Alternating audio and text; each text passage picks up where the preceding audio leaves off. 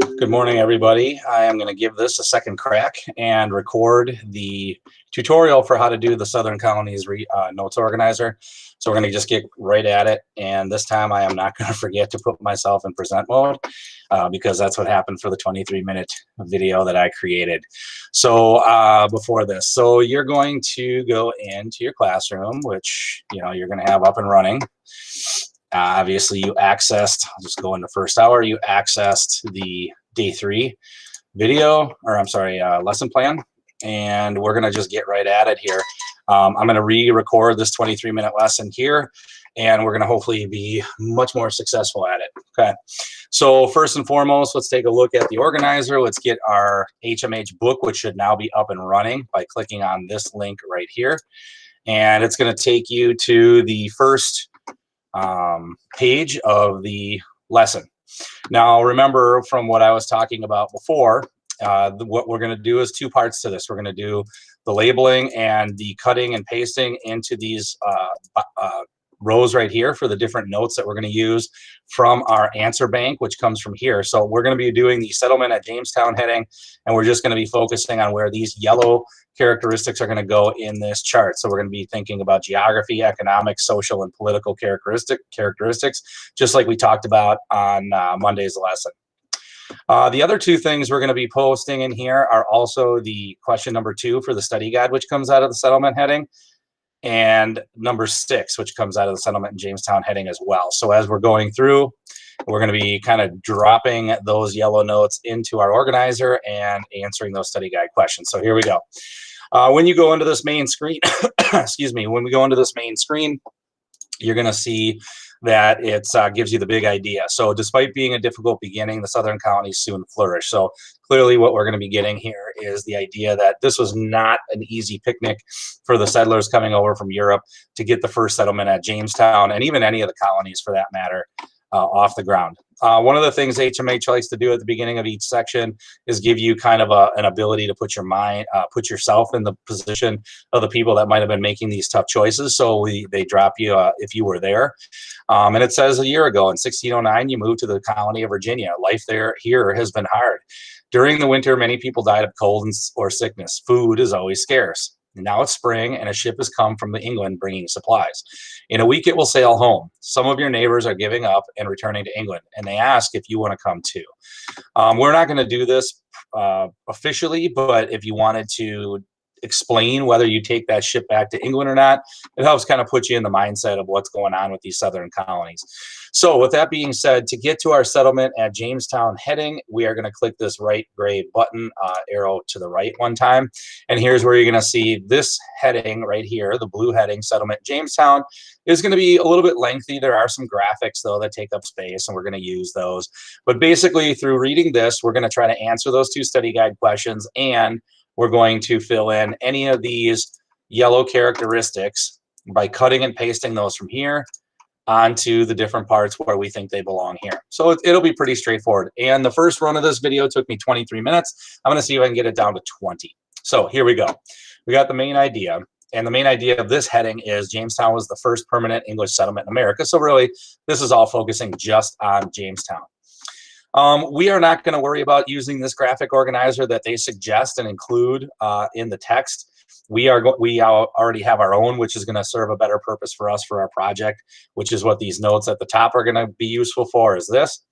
And the study guide questions for the quiz, which are going to be the 7 down there that you already took a pretest on, or at least you should have.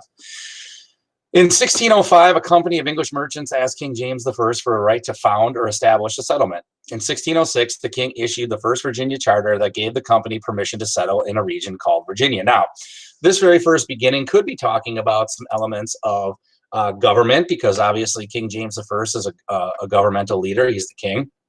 And he would need to give permission, or he needed to give permission to these settlers to be able to go over there.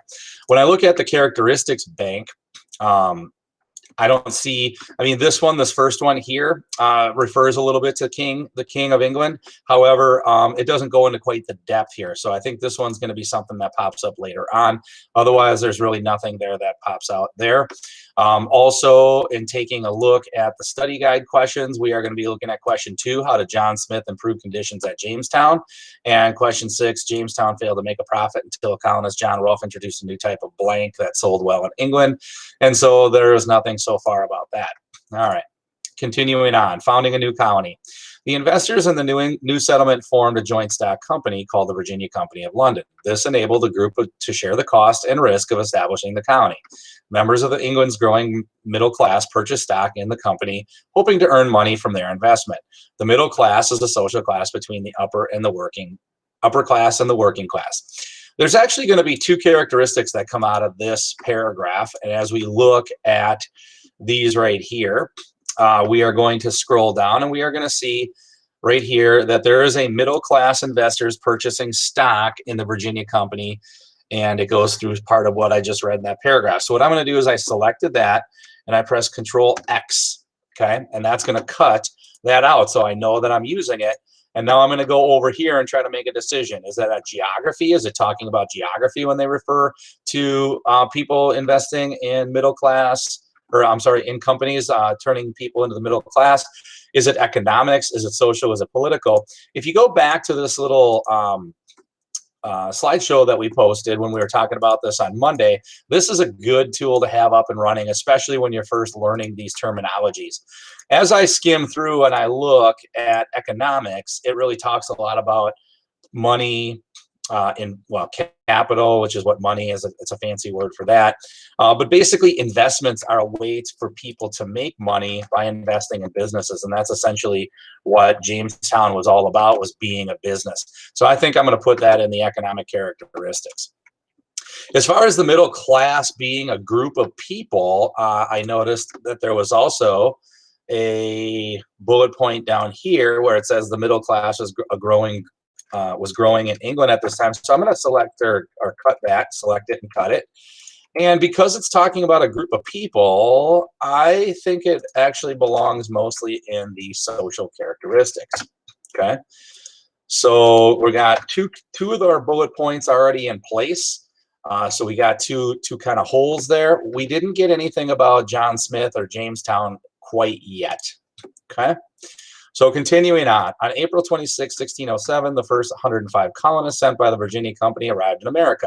On May 14th, about 40 miles up the James River in Virginia, the colonists founded Jamestown, the first permanent English settlement in North America. Most of the colonists hoped to find gold and get rich, while others were looking for new opportunities in North America as cities in England were crowded and jobs were hard to find. I know there's at least one, if not 2 bullet points there as we look into our characteristics here. And I remember them saying something about job opportunities, and it looks like this bullet point here focuses primarily on job opportunities. So I'm going to cut that out. I selected and cut it out.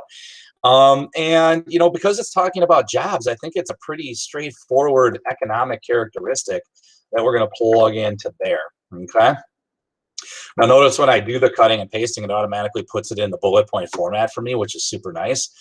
And I remember them saying something about this Jamestown being the first successful English settlement in North America. Now I'm going to cut that one out because it just actually came right out of the text.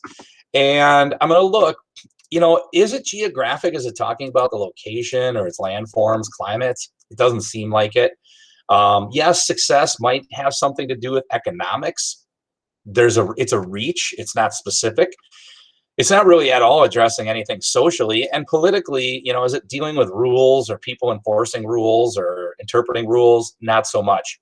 Well, you notice that down here, there's a 5th kind of catch-all category called other important characteristics, which includes maybe important people that don't have something to do with these 4 categories, names of colonies or other things. And frankly, that's where I think this one belongs, is that, you know, it's kind of just a general piece of information stating that this is the first place in North America that's successful for the English settlement. So that's where we're going to plug that one in here. So now we've already got 2, 3, 4 characteristics. Have not yet gotten a study guide question, but we're rolling pretty good here.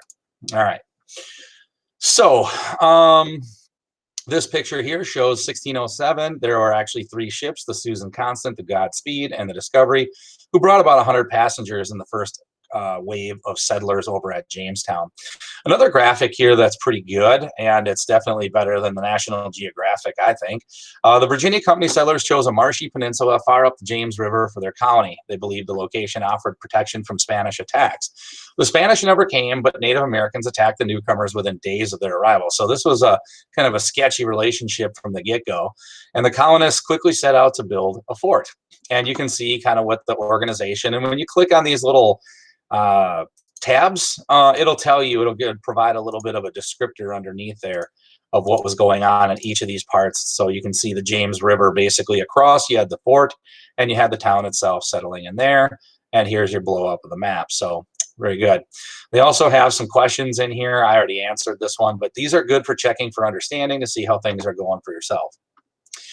A lack of preparation cost a lot of the colonists their lives. Most of the men who came to Jamestown were adventurers with no farming experience or useful skills such as carpentry. Jamestown was surrounded by marshes full of disease-carrying mosquitoes. By the time winter arrived, 2/3 of the colonists died. Now, this seems to be like a geographic connection specific to Jamestown. So let's double check and see back here on our characteristics bank if there's anything. Yes, right here. We have a geographic characteristics, which is pretty much almost word for word. So I'm going to cut that and I'm going to paste it. And I think I already verbalized that we were thinking it was a geography kind of connection there. So we're going to plug it in there. And we're going to continue moving on. And now we finally get John Smith. Now let's remember John Smith. There are some characteristics in here for sure. There's a John Smith, a couple John Rolfes. So we're going to be looking for those names. But there's also a John Smith question down here. And actually, number 6 is about John Rolfe. So really, we're going to kind of get a lot of things happening all at once. So we want to pay attention for how we would answer, how did John Smith improve conditions at Jamestown, as well as where maybe this characteristic here is going to go. So it says Jamestown fared better under John Smith, who took control of the colony and built a fort in 1608. So about a year into the settlement, John Smith takes over. He forced the settlers to work harder and build better housing by creating rules that rewarded harder workers with food. That sounds like something kind of important, and it's pretty much exactly what this bullet point here is. And it says exactly that. He helped them build better housing and create rules that reinforce hard work. So I'm going to cut that. And the real choice now is, where do I put it? Is it related to geography? Not so much.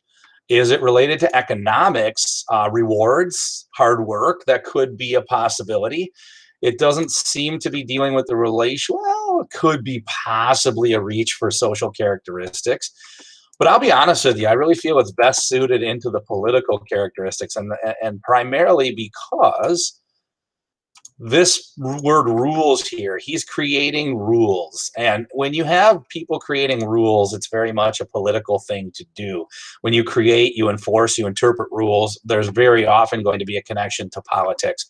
Now that brings up a point that I wanted to mention, which is essentially, there are sometimes places, like, you could make an argument for the economics because people are being rewarded and they're working hard for food. So I think you could make a legitimate argument that it's economic. You could make maybe somewhat of a case for social characteristics, and in terms of it's probably going to cause some relationship issues for better or worse. But I think it's really better suited for politics. Plus, we don't have anything in politics. So I'm kind of like in spreading the wealth. As long as you have a justification for where things go, you're probably going to be okay for this. All right. So Jamestown, they built a fort. It was a wooden palisade. So here's kind of a virtual representation of what that fort may have looked like from the top. The palisade was made using trees that were stripped from branches of bark, and builders stood them on end in a trench. So they kind of just dug trenches, posted those up, and that kind of was a makeshift wall. Now we're still kind of searching for the full understanding of what John Smith did to help improve conditions. And I think we already have one part of it, which is this bullet point here. I think this is a good part of it. So we can start by including that in there, so that Smith, let's put it this way, when Smith took over at Jamestown, he rewarded hard work with more food. I should say hard work toward the building of housing.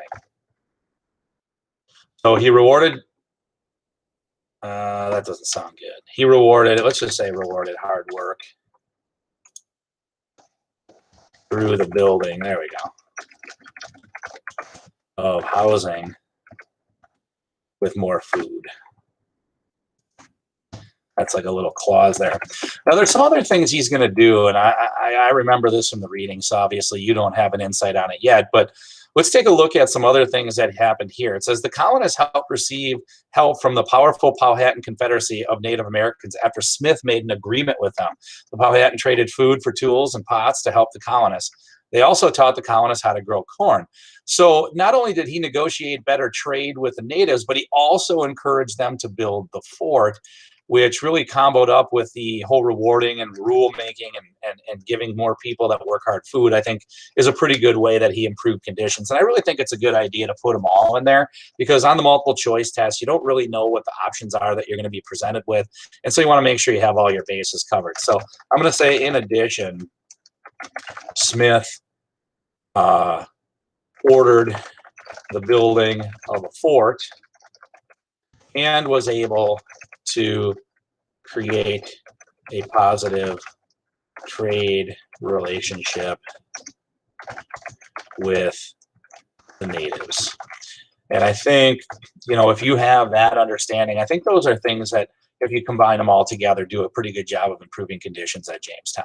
Okay, so now we got one study guide question left from this heading here, the one about John Rolfe and what type of product he introduced. You'll notice we have 1, 2, 3 more bullet points. 2 of them involve John Rolfe. So once his name pops up, we're almost home free here. Okay, so in 1609, some 400 more settlers arrived in Jamestown. The Powhatan realized that the colony would continue to expand, which pretty much freaked them out. They started to view the settlers as invaders who would take over their land. In the winter of 1609 to 1610, the Powhatan surrounded the Jamestown fort and killed anyone who tried to reach the supplies outside. That winter, disease and famine also hit the colony. The colonists called this period the starving time. By the spring of 1610, only 60 colonists. So remember, there were 100 originally, 400 more that came. So out of about 500 some colonists, only 60 survived past 1610. So clearly on the nearly on the brink of disaster. Jamestown failed to make a profit, which again, remember, Jamestown's being started as a business, but it didn't make a profit the first couple years until John Rolfe introduced a new type of tobacco that sold well in England. Now that definitely seems like something, I think, economic, which certainly we look at this bullet point here, and it directly relates to the tobacco. And as we already stated, it's going to be an economic characteristic. So now we're posting 3. And if I remember correctly, when we go down to question 6, Jamestown failed to make a profit until colonist John Rolfe introduced a new type of blank that sold well in England. Well, I almost just spit it out. I was going to have you think about it, but tobacco would be the correct answer there as well. So you can see there's some translation between these ideas up in the chart as well as the study guide questions below. And remember, this chart's purpose is going to be to provide background knowledge for us when we create our projects in the last week and a half of the unit. And then these questions specifically are going to benefit us on the quiz that we're going to be taking when we come back from break. So again, just a reminder of our overall purpose and organization here. All right, so we've got a war in Virginia. Now, John Rolfe married Pocahontas, the daughter of the Powhatan leader, in 1614, and their marriage helped the colonists form more peaceful relations with the Powhatan natives, who previously were pretty hostile. However, Pocahontas died 3 years later in England when she was visiting with Rolfe. So she went, after being married with Rolfe, over to England. She unfortunately got a communicable disease from the Europeans, and it didn't take long to kill her. But I do remember us seeing this John Rolfe married Pocahontas, and it helped create a more positive relationship. So we're going to cut that out, and we're going to take a look. It doesn't seem to be related to geography. Relationships aren't as closely connected with economics, but relationships and people getting along are very much an important part of social issues and characteristics. So now we're sitting with one bullet point left here, okay? And we're going to look at that when we see it at the end of the reading, and we don't have any more study guide questions. So we're getting, the light is literally at the end of the tunnel. We got a little biography here about Pocahontas. I think we all know she was the daughter of a Powhatan native chief. Her name means playful one in the Algonquin language. She was about 12 when the English settlers first arrived at Jamestown in 1607. So if you saw that movie Pocahontas from Disney, that is not an accurate portrayal of what happened. John Smith never married Pocahontas because when Smith was there, she was only about 12, 13, 14 years old. And by the time he left around 1610, I believe it was, 1609, 1610, from a wound, possibly being sabotaged by all the people he made work hard, he was gone. And so it was actually John Rolfe, as you see here, that married Pocahontas in 1614. In 1616, both of them, as they said earlier, traveled to England with their baby son Thomas. Later on the way home to Virginia, Pocahontas became ill and died. Her son Thomas grew up to be a wealthy landowner in Virginia, which is kind of ironic, I would say, considering the natives very much were trying to resist English settlement for periods of time. In 1622, colonists killed the Powhatan leader. The Powhatan responded by attacking the Virginia settlers later that year. So the relationship's just this rocky roller coaster of ups and downs. Fighting between the colonists and the Powhatan continued for the next 20 years. Because the Virginia Company could not protect its colonists, the English crown canceled the company's charter in 1624. Virginia became a royal colony and existed under the authority of a governor chosen by the king. Now that brings us to our last bullet point here. And you can see it's kind of a lengthy one. But what it focuses on is basically, again, who's going to be in charge of running the colony. And at the beginning, Jamestown was being run by the Virginia Company of London, which was a private company. It was a business operation. But unfortunately, because they could not protect themselves and the king basically wanted this colony to succeed, the king took over. So if I'm telling you that the king took over and then started enforcing rules and started basically like commanding Jamestown and other settlements from England, would that be something geographic, economic, social, or political? I'm going to give you about 5-10 seconds of think time.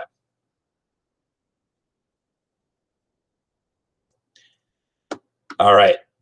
Well, if you said political, I think that's the best bet. I think when you're talking about the king making, again, their own, beforehand, people made their own rules. However, once the king came in, now the king and the government are going to be in charge rather than the company in making rules. So I think those distinctions there pretty much sell it as a difference in political. So that pretty much wraps up what we needed to cover for the settlement in Jamestown. If after watching this video, you're confused and you're not exactly sure how this is still supposed to work, I'm going to keep my Google Meet open. I will get a hold of you folks. I forgot to mention this in first hour, but I'll get a hold of you through GoGuardian tomorrow during your class hour. I will let you know that I will have the Google Meet for your class open for a period of time, beginning and end. It'll be probably anywhere from 20 to 30 minutes, depending on other things that I need to get done as well. But I want to try to be as available as I can to help you through this process. Pay attention for Wednesday's video because we're going to be doing the daily life in Virginia heading together, kind of in the same format. But then I'm going to strongly suggest that you work on the other Southern Colonies heading on your own and try to have that done before Thursday's live class. During Thursday's live class, we're going to finish up the economies of the Southern Colonies heading, which pretty much, if you're following along those little bits and pieces rather than procrastinating, you're going to be able to get that activity turned in before social studies comes to an end on Thursday, and that'll put you in a perfect spot to have that deadline met on Thursday by 4 p.m. You guys have a good one. Thank you very much for working through this, and I will see you Thursday for sure, possibly during open office hours on Tuesday, Wednesday. Take care.